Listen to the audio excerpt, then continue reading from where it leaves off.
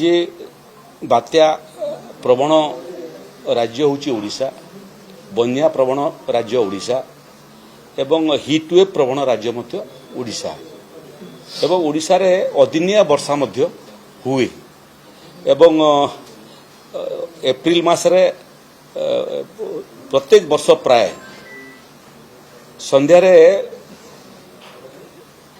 झड़ मध्य हुए। भुवनेश्वर मध्य परदिन होईची। मई मास बेलू बहु समय बात्या हबार मध्य संभावना थाए। स्थितिर आईएमडी वर्तमान पर्यंत ता बाबद कौन आकलन करना। आकु 7 दिनिया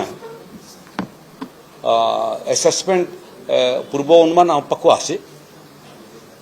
ये बाबद कौन प्रेडिक्शन पूर्व अनुमान पाणीपाग विभाग भारत सरकार करना। ओडिशार पाणीपाग विभाग करना, किंतु ये प्राकृतिक विपर्यय ये गोटे विषय जो विषय को लेकर आंतर्जातिक स्तर में बहुत समय छोट बड़ एजेन्सी प्रेडिक्शन माने आसी थाए। तेणु आप जोटा उल्लेख करुँचा जो मैंने जो सोर्स रु प्रेडिक्शन आसी पूर्व अनुमान आसी से सोर्स बहुत ऑथेंटिक नुह, किंतु ऑथेंटिक नहले मध्य यदि कौन क्वार्टर एभलिया संभावना सूचना हमको आसिला प्रकृति में बात्या आसु कि न आसु आम प्रस्तुत होता हूँ। ये क्रम में ओडिशा रे 365 दिन ओडिशार विपर्यय परिचालना विभाग प्रस्तुत। बन्या आसु, बात्या आसु, अदिनिया वर्षा आसु, ग्रीष्म प्रवाह आसु आम प्रस्तुत अच्छु। एवं ग्रीष्म प्रवाहर व्यापक प्रस्तुति एवं कार्यकारिता चली जो समय झड़ तोफान आउची, करका माड़ बहुत जगह होची, तार पई मध्य आम प्रतिषेधक व्यवस्था नौचु, क्षतिपूरण राशि दौचु। ये बाबद आम अपेक्षा कर आईएमडी पक्षर कौन पूर्व अनुमान आसब, किंतु एजेन्सी विश्वासयोग्य नहले प्रस्तुत होबार कौन क्षति ना, काले आसीज से सदा सर्वदा प्रस्तुत होगापी पड़े। एवं आम प्रस्तुत अच्छु। मंथा गत वर्ष मंथा आसबार प्रेडिक्शन होता, किंतु आमर प्रस्तुति देखिक मालकानगिरी ओडिशा को प्रवेश कर जगार मालकानगिरी से छत्तीसगढ़ को पलैगला। एवं जोटा आपण मैंने कहते आम आशा करूँ जे आसु, किंतु ओडिशा प्रवेश करने पूर्व मुह बुलिक ओडिशा दूर को पलैज।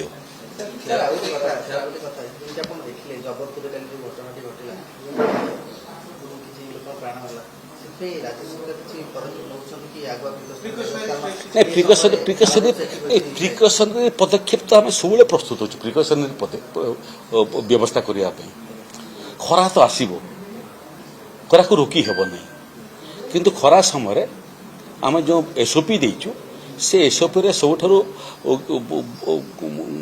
कठिन समय है दिन 11 टारू दिन 3टा पर्यंत। घर कहीं बाहर से समय अति काम न पड़े बाहर नहीं। क्या बाहरी गले रास्ता जाकर निम्नतम व्यवस्था क्योंकि छाई रे विश्राम करेंगे, क्योंकि पानी पीबे, तार व्यवस्था माने एवं श्रमिक मान ये 4 घंटा काम करने बारण अच्छी, मालिक मैंने करें नहीं। एवं जो मैंने माइंस से काम कर एसओपी इश्यू कर वाटर स्प्रिंकलिंग करेंगे। एत पर्यंत जो रिपोर्ट अच्छी 30टा जगह जिले में कौन बड़ घटना अघटनार सूचना आसी ना। एवं आम आशा करूँ जे खराटा सेमती पलैज एवं वर्षा ऋतु आरंभ हो कौन क्षयक्षति हेब ना।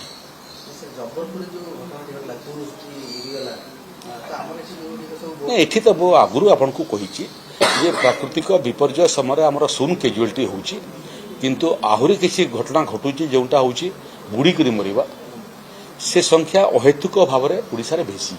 एवं क्यों माने स्कूल कॉलेज रे पाठ पढ़ुवा पिला माने सेल्फी उठेबा एवं एडवेंचर काम करिवार प्रयास रे बहुत समय कैजुआलिटी होची, साप कामुडार कैजुआलिटी होची, वज्रपात रे कैजुआलिटी होची। ताकू मध्य रोकिबा पई आमे व्यापक व्यवस्था करूँ। सचेतनता हूँ सबुठ बड़ बात। जो डंगा बुड़ी करी जीवार घटना विगत 2 वर्ष भितर ओडिशा रे ही नहीं, ताकू बहुत कड़ाकड़ी भाव में आम लागू करूँ। जो घटना घटला जबलपुर रे मत लगुच ओडिशा रे से भाया घटना को रोकिबा पई प्रशासन प्रस्तुत अच्छी। एवं जो डंगा किंबा ବୋଟ୍ ଏଥିରେ ବ୍ୟବହାର ହେଉଛି ତାକୁ ମଧ୍ୟ ଏଠି ଲାଇସେନ୍ସକୁ ମଧ୍ୟ ଆମେ କଡ଼ାକଡ଼ି କରୁଛୁ ଆଉ ପ୍ରତିଷେଧକମୂଳକ ପୋଷାକ ଯେଉଁଥିରେ ବୁଡ଼ିବେ ନାହିଁ ଜଣେ ସେଟା ନଥାଇ କରି ଏବଂ ଡଙ୍ଗା କିମ୍ବା ବୋଟ୍ର ଅବସ୍ଥା ଭଲ ନଥାଇକି ଲାଇସେନ୍ସ ମଧ୍ୟ ଇସ୍ୟୁ ହେଉନାହିଁ ଆମେ ପ୍ରସ୍ତୁତ ଅଛୁ ଜବଲପୁରର ଘଟଣା ବହୁତ ଦୁର୍ଭାଗ୍ୟଜନକ ଘଟଣା ଏବଂ ଆମେ ଶୋକ ପ୍ରକଟ କରୁଛୁ ଏବଂ ସେଭଳିଆ ଘଟଣା ଓଡ଼ିଶାରେ ନ ହେଉ ସେଥିପାଇଁ ଆମ ପାଇଁ ଗୋଟେ ବି ଶିକ୍ଷା ହେଲା ଆଉ ଟିକେ ଆମେ ତାକୁ କଡ଼ାକଡ଼ି କରିବା ପାଇଁ ଯୋଜନା କରିବୁ ଏବଂ ଜିଲ୍ଲା ପ୍ରଶାସନକୁ ନିର୍ଦ୍ଦେଶ ଦେବୁ।